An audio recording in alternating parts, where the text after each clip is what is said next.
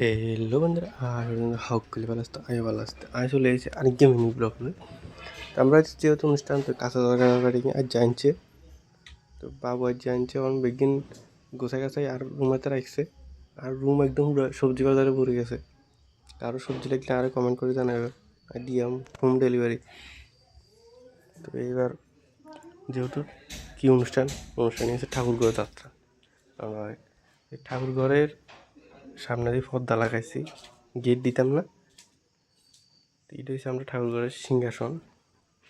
এরকম সিংহাসন কোনো কোনো দেখছো কমেন্ট করে জানাবে। তো ইয়ে হচ্ছে খাওয়ানোর জায়গা এই রান্নার জায়গা বানাইছে।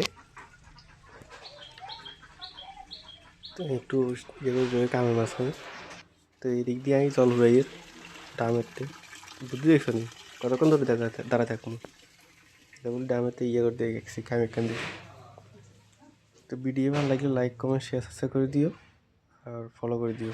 ধন্যবাদ।